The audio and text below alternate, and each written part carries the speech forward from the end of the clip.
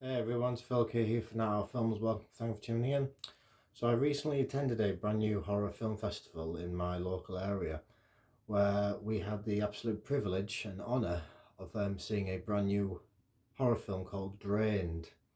Now, it's a vampire film, and when I was on the very front row, I thought, right, front row seat, that's what I want, right in my face.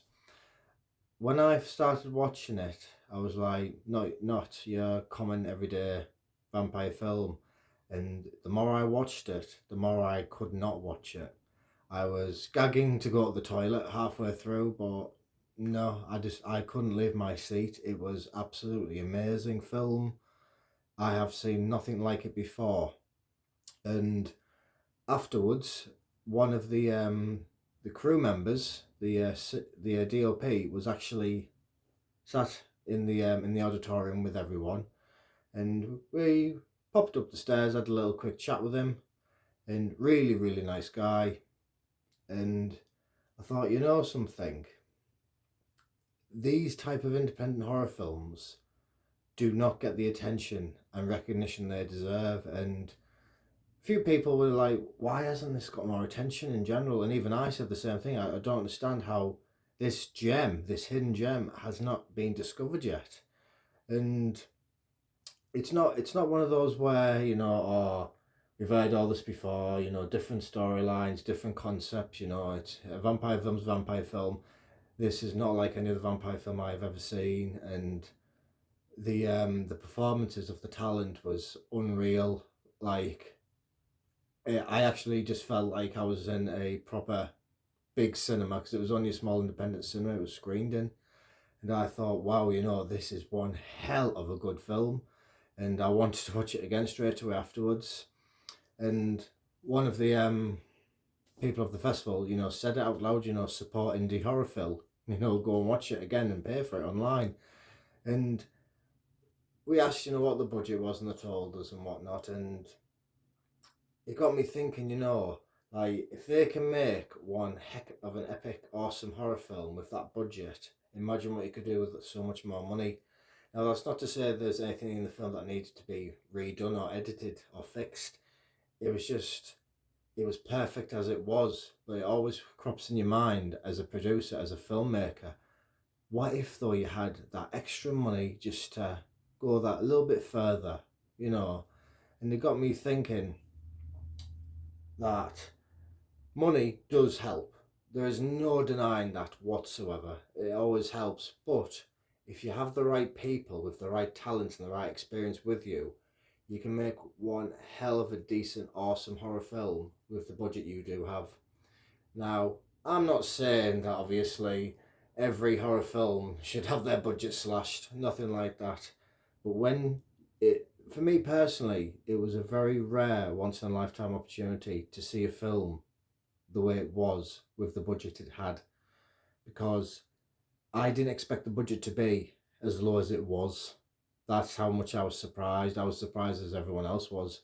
And when I said, what was the filming schedule like, and pretty much the same as you always hear, crew, going several days without a decent bit of rest, decent bit of food, having to find the film locations, go out there, sometimes, just fly in the wall filmmaking, and then proper organized and permission filmmaking, etc., etc.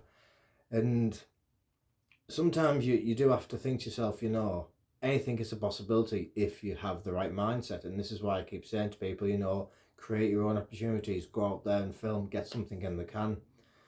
When you see a film like that, it gives you that inspirational, motivational boost. You think to yourself, you know what? If they can do it, so can other people, as long as they understand the vision and the project. Now, obviously, I'm filming this on Halloween, and obviously, people say, well, Halloween is not the only time to celebrate horror films. I am very thankful I was actually able to watch that film on the big screen, because that film would not have been given any justice on a smaller screen, quite frankly. And not just because it's Halloween, but in general, if you come across a horror film, and you fall in love with it like I have, tell people, tell the world, share it. Why? Not to help them make money, even though it will. It's about helping other people to research other material, other content. When you are working in this industry, you have to constantly come up with fresh ideas and fresh content. You know, reinvent your image, keep things fresh and afloat. A film like that, I actually said this to the DOP in front of him. I said, Wes Craven reinvented horror with Scream. You have reinvented the vampire market with this horror film Drained. I said, it's one of those where you have totally took the horror story in a different dimension in the vampire area, because I was expecting A, B, and C to happen. It didn't happen. Then halfway through the film, I was expecting, you know, F, Y, and Z to happen. It didn't happen. It constantly just hooked me and shocked me and intrigued me. Like I said, I was gagging to go to the loo, but I thought I am not missing a second of this film. And once the film had finished, I thought, you know something, that is one hell of a mint horror film. And the fact that it's not, you know, floating on social media, I am lost for words over it, because films like that have, you know, amazing talents in them, you just don't come across them very often. It's always the big horror films that, you know, already have the power and, you know, that impact behind them naturally. Horror films, though, that are independent like that, they just don't get enough justice. And this is why I've made this podcast today. As I said, it's called Drained. I believe if you were to go on IMDb, it will show up as 2024, not 2025.